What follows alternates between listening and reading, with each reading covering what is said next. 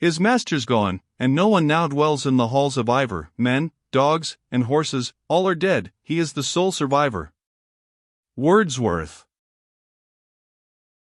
There are few more melancholy sensations than those with which we regard scenes of past pleasure when altered and deserted. In my ride to Osbaldistone Hall, I passed the same objects which I had seen in company with Miss Vernon on the day of our memorable ride from Inglewood Place. Her spirit seemed to keep me company on the way, and when I approached the spot where I had first seen her, I almost listened for the cry of the hounds and the notes of the horn, and strained my eye on the vacant space, as if to descry the fair huntress again descend like an apparition from the hill. But all was silent, and all was solitary. When I reached the hall, the closed doors and windows, the grass-grown pavement, the courts, which were now so silent, presented a strong contrast to the gay and bustling scene I had so often seen them exhibit, when the merry hunters were going forth to their morning sport, or returning to the daily festival. The joyous bark of the foxhounds as they were uncoupled, the cries of the huntsman, the clang of the horses' hoofs, the loud laugh of the old knight at the head of his strong and numerous descendants, were all silenced now and forever. While I gazed round the scene of solitude and emptiness, I was inexpressibly affected, even by recollecting those whom, when alive, I had no reason to regard with affection. But the thought that so many youths of goodly presence, warm with life, health, and confidence, were within so short a time cold in the grave, by various, yet all violent and unexpected modes of death, afforded a picture of mortality at which the mind trembled. It was little consolation to me that I returned a proprietor to the halls which I had left almost like a fugitive. My mind was not habituated to regard the scenes around as my property, and I felt myself an usurper, at least an intruding stranger, and could hardly divest myself of the idea that some of the bulky forms of my deceased kinsman were, like the gigantic spectres of a romance, to appear in the gateway, and dispute my entrance. While I was engaged in these sad thoughts, my follower Andrew, whose feelings were of a very different nature, exerted himself in thundering alternately on every door in the building, calling, at the same time, for admittance, in a tone so loud as to intimate that he, at least, was fully sensible of his newly acquired importance, as squire of the body to the new lord of the manor. At length, timidly and reluctantly, Anthony Siddle, my uncle's aged butler and major domo, presented himself at a lower window, well fenced with iron bars, and inquired our business. "We are come to tak your charge off your hand, my old friend," said Andrew Fairservice. "Ye may gie up your keys as soon as ye like ilka dog as his day. I'll tak the plate and napery off your hand. Ye hae had your ain time out, Mr. Siddle, but ilka bean has its black, and ilka path has its puddle, and it will just set you henceforth to sit at the board end, as weel as it did Andrew Langsine." Checking with some difficulty the forwardness of my follower, I explained to Siddle the nature of my right, and the title I had to demand admittance into the hall, as into my own property. The old man seemed much agitated and distressed, and testified manifest reluctance to give me entrance, although it was couched in a humble and submissive tone. I allowed for the agitation of natural feelings, which really did the old man honor, but continued peremptory in my demand of admittance, explaining to him that his refusal would oblige me to apply for Mr. Inglewood's warrant and a constable. "We are come from Mr. Justice Inglewood's this morning," said Andrew, "to enforce the menace, and I saw Archie Rutledge, the constable, as I came up by. The country's no to be lawless as it has been, Mr. Siddle, letting rebels and papists gang on as they best listed." The threat of the law sounded dreadful in the old man's ears, conscious as he was of the suspicion under which he himself lay, from his religion and his devotion to Sir Hildebrand and his sons. He undid, with fear and trembling, one of the postern entrances, which was secured with many a bolt and bar, and humbly hoped that I would excuse him for fidelity in the discharge of his duty. I reassured him, and told him I had the better opinion of him for his caution. "Say have not I," said Andrew. "Siddle is an old sneckdrawer. He wadna be looking as white as a sheet, and his knees knocking thegither, unless it were for something mair than he's like to tell us." "Lord forgive you, Mr. Fairservice," replied the butler, "to say such things of an old friend and fellow-servant, were following me humbly along the passage, where would it be your honour's pleasure to have a fire lighted? I fear me you will find the house very dull and dreary, but perhaps you mean to ride back to Inglewood Place to dinner?" "Light a fire in the library," I replied. "In the library," answered the old man, "nobody has sat there this many a day, and the room smokes, for the daws have built in the chimney this spring, and there were no young men about the hall to pull them down." "Our een reeks better than other folks' fire," said Andrew. "His honour likes the library, he's none o' your papishers, that delight in blinded ignorance, Mr. Siddle." Very reluctantly as it appeared to me, the butler led the way to the library, and, contrary to what he had given me to expect, the interior of the apartment looked as if it had been lately arranged, and made more comfortable than usual. There was a fire in the grate, which burned clearly, notwithstanding what Siddle had reported of the vent. Taking up the tongs, as if to arrange the wood, but rather perhaps to conceal his own confusion, the butler observed, it was burning clear now, but had smoked wondily in the morning. Wishing to be alone, till I recovered myself from the first painful sensations which everything around me recalled, I desired old Siddle to call the land steward, who lived at about a quarter of a mile from the hall. He departed with obvious reluctance. I next ordered Andrew to procure the attendance of a couple of stout fellows upon whom he could rely, the population around being Papists, and Sir Rashleigh, who was capable of any desperate enterprise, being in the neighbourhood. Andrew Fairservice undertook this task with great cheerfulness, and promised to bring me up from Trinlano, TWA true blue Presbyterians like himself, that would face and outface baith the Pope, the Devil, and the Pretender, and blithe will I be o' their company missile, for the very last night that I was at Osbaldistone Hall, the blight be on ilka blossom in my bit yard, if I didna see that very picture," pointing to the full-length portrait of Miss Vernon's grandfather, walking by moonlight in the garden. "I told your honour I was flayed wi' a bogle that night, but ye wadna listen to me. I thought there was witchcraft and devilry amang the Papishers, but I ne'er saw't white bodily e'en till that awfu' night." "Get along, sir," said I, "and bring the fellows you talk of, and see they have more sense than yourself, and are not frightened at their own shadow." "I hae been counted as good a man as my neighbours are now," said Andrew, petulantly, "but I dinna pretend to deal wi' evil spirits." And so he made his exit, as Wardlaw the land steward made his appearance. He was a man of sense and honesty, without whose careful management my uncle would have found it difficult to have maintained himself a housekeeper so long as he did. He examined the nature of my right of possession carefully, and admitted it candidly. To anyone else the succession would have been a poor one, so much was the land encumbered with debt and mortgage. Most of these, however, were already vested in my father's person, and he was in a train of acquiring the rest, his large gains by the recent rise of the funds having made it a matter of ease and convenience for him to pay off the debt which affected his patrimony.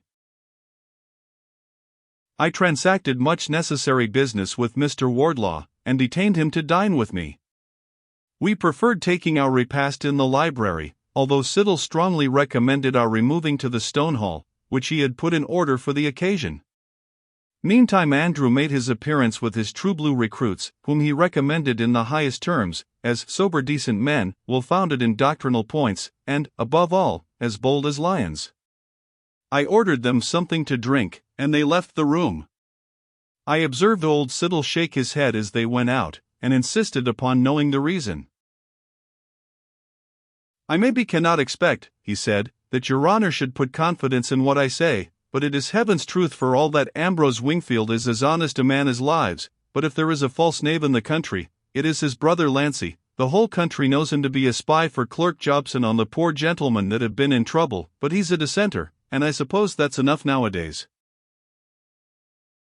Having thus far given vent to his feelings, to which, however, I was little disposed to pay attention, and having placed the wine on the table, the old butler left the apartment.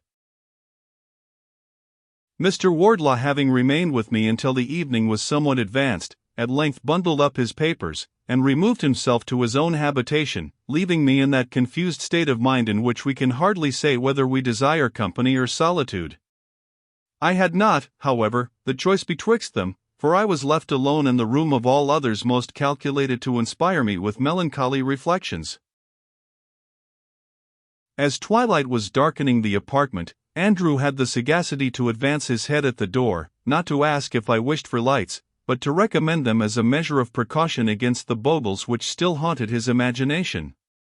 I rejected his proffer somewhat peevishly, trimmed the wood fire, and placing myself in one of the large leathern chairs which flanked the old Gothic chimney, I watched unconsciously the bickering of the blaze which I had fostered. "And this," said I alone, "is the progress and the issue of human wishes. Nursed by the merest trifles, they are first kindled by fancy, nay, are fed upon the vapor of hope, till they consume the substance which they inflame, and man, and his hopes, passions, and desires, sink into a worthless heap of embers and ashes." There was a deep sigh from the opposite side of the room, which seemed to reply to my reflections. I started up in amazement. Diana Vernon stood before me, resting on the arm of a figure so strongly resembling that of the portrait so often mentioned, that I looked hastily at the frame, expecting to see it empty. My first idea was, either that I had gone suddenly distracted, or that the spirits of the dead had arisen and been placed before me. A second glance convinced me of my being in my senses, and that the forms which stood before me were real and substantial. It was Diana herself, though paler and thinner than her former self, and it was no tenant of the grave who stood beside her, but Vaughan, or rather Sir Frederick Vernon, in a dress made to imitate that of his ancestor, to whose picture his countenance possessed a family resemblance. He was the first that spoke, for Diana kept her eyes fast fixed on the ground, and astonishment actually riveted my tongue to the roof of my mouth. "We are your suppliants, Mr. Osbaldistone," he said, "and we claim the refuge and protection of your roof till we can pursue a journey where dungeons and death gape for me at every step." "Surely," I articulated with great difficulty, "Miss Vernon cannot suppose you, sir, cannot believe, that I have forgot your interference in my difficulties, or that I am capable of betraying anyone, much less you?" "I know it," said Sir Frederick, "yet it is with the most inexpressible reluctance that I impose on you a confidence, disagreeable perhaps, certainly dangerous, and which I would have specially wished to have conferred on someone else. But my fate, which has chased me through a life of perils and escapes, is now pressing me hard, and I have no alternative." At this moment the door opened, and the voice of the officious Andrew was heard. "Am bringin' in the connels, ye can light them gin ye like, can do as easy carried about why ain." I ran to the door, which, as I hoped, I reached in time to prevent his observing who were in the apartment. I turned him out with hasty violence, shut the door after him, and locked it. Then instantly remembering his two companions below, knowing his talkative humor, and recollecting Siddle's remark, that one of them was supposed to be a spy, I followed him as fast as I could to the servants' hall, in which they were assembled. Andrew's tongue was loud as I opened the door, but my unexpected appearance silenced him. "What is the matter with you, you fool?" said I. "You stare and look wild, as if you had seen a ghost." No, nothing," said Andrew. "But your worship was pleased to be hasty." "Because you disturbed me out of a sound sleep, you fool. Siddle tells me he cannot find beds for these good fellows tonight, and Mr. Wardlaw thinks there will be no occasion to detain them. Here is a crown piece for them to drink my health, and thanks for their goodwill. You will leave the hall immediately, my good lads." The men thanked me for my bounty, took the silver, and withdrew, apparently unsuspicious and contented. I watched their departure until I was sure they could have no further intercourse that night with honest Andrew. And so instantly had I followed on his heels, that I thought he could not have had time to speak 2 words with them before I interrupted him. But it is wonderful what mischief may be done by only 2 words. On this occasion they cost 2 lives. Having made these arrangements, the best which occurred to me upon the pressure of the moment, to secure privacy for my guests, I returned to report my proceedings, and added, that I had desired Siddle to answer every summons, concluding that it was by his connivance they had been secreted in the hall. Diana raised her eyes to thank me for the caution. "You now understand my mystery," she said. "You know, doubtless, how near and dear that relative is, who has so often found shelter here, and will be no longer surprised that Rashleigh, having such a secret at his command, should rule me with a rod of iron." Her father added, that it was their intention to trouble me with their presence as short a time as was possible. I entreated the fugitives to waive every consideration but what affected their safety, and to rely on my utmost exertions to promote it. This led to an explanation of the circumstances under which they stood. "I always suspected Rashleigh Osbaldistone," said Sir Frederick, "but his conduct towards my unprotected child, which with difficulty I wrung from her, and his treachery in your father's affairs, made me hate and despise him. In our last interview I concealed not my sentiments, as I should in prudence have attempted to do, and in resentment of the scorn with which I treated him, he added treachery and apostasy to his catalogue of crimes. I at that time fondly hoped that his defection would be of little consequence. The Earl of Mar had a gallant army in Scotland, and Lord Derwentwater, with Forster, Kenmure, Winterton, and others, were assembling forces on the border. As my connections with these English nobility and gentry were extensive, it was judged proper that I should accompany a detachment of Highlanders, who, under Brigadier Mackintosh of Borlum, crossed the Firth of Forth, traversed the low country of Scotland, and united themselves on the borders with the English insurgents.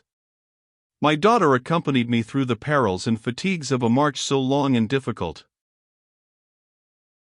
"And she will never leave her dear father," exclaimed Miss Vernon, clinging fondly to his arm. "I had hardly joined our English friends, when I became sensible that our cause was lost. Our numbers diminished instead of increasing, nor were we joined by any except of our own persuasion. The Tories of the High Church remained in general undecided, and at length we were cooped up by a superior force in the little town of Preston. We defended ourselves resolutely for one day. On the next, the hearts of our leaders failed, and they resolved to surrender at discretion.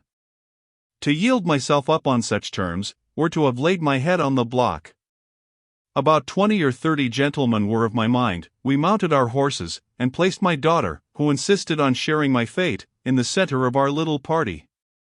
My companions, struck with her courage and filial piety, declared that they would die rather than leave her behind. We rode in a body down a street called Fishergate, which leads to a marshy ground or meadow, extending to the river Ribble, through which one of our party promised to show us a good ford. This marsh had not been strongly invested by the enemy, so that we had only an affair with a patrol of Honeywood's dragoons, whom we dispersed and cut to pieces. We crossed the river, gained the high road to Liverpool, and then dispersed to seek several places of concealment and safety. My fortune led me to Wales, where there are many gentlemen of my religious and political opinions. I could not, however, find a safe opportunity of escaping by sea, and found myself obliged again to draw towards the north. A well-tried friend has appointed to meet me in this neighborhood, and guide me to a seaport on the Solway, where a sloop is prepared to carry me from my native country forever. As Osbaldistone Hall was for the present uninhabited, and under the charge of old Siddle, who had been our confidant on former occasions, we drew to it as to a place of known and secure refuge. I resumed a dress which had been used with good effect to scare the superstitious rustics, or domestics, who chanced at any time to see me, and we expected from time to time to hear by Siddle of the arrival of our friendly guide, when your sudden coming hither, and occupying this apartment, laid us under the necessity of submitting to your mercy." Thus ended Sir Frederick's story, whose tale sounded to me like one told in a vision, and I could hardly bring myself to believe that I saw his daughter's form once more before me in flesh and blood, though with diminished beauty and sunk spirits. The buoyant vivacity with which she had resisted every touch of adversity, had now assumed the air of composed and submissive, but dauntless resolution and constancy. Her father, though aware and jealous of the effect of her praises on my mind, could not forbear expatiating upon them. "She has endured trials," he said, "which might have dignified the history of a martyr. She has faced danger and death in various shapes. She has undergone toil and privation, from which men of the strongest frame would have shrunk. She has spent the day in darkness, and the night in vigil, and has never breathed a murmur of weakness or complaint. In a word, Mr. Osbaldistone," he concluded, "she is a worthy offering to that God, to whom, crossing himself, I shall dedicate her, as all that is left dear or precious to Frederick Vernon." There was a silence after these words, of which I well understood the mournful import. The father of Diana was still as anxious to destroy my hopes of being united to her now as he had shown himself during our brief meeting in Scotland. "We will now," said he to his daughter, "intrude no farther on Mr. Osbaldistone's time, since we have acquainted him with the circumstances of the miserable guests who claim his protection." I requested them to stay, and offered myself to leave the apartment. Sir Frederick observed that my doing so could not but excite my attendants' suspicion, and that the place of their retreat was in every respect commodious, and furnished by Siddle with all they could possibly want. "We might perhaps have even contrived to remain there, concealed from your observation, but it would have been unjust to decline the most absolute reliance on your honor." "You have done me but justice," I replied. "To you, Sir Frederick, I am but little known, but Miss Vernon, I am sure, will bear me witness that." "I do not want my daughter's evidence," he said, politely, but yet with an air calculated to prevent my addressing myself to Diana, "since I am prepared to believe all that is worthy of Mr. Francis Osbaldistone. Permit us now to retire. We must take repose when we can, since we are absolutely uncertain when we may be called upon to renew our perilous journey." He drew his daughter's arm within his, and with a profound reverence, disappeared with her behind the tapestry.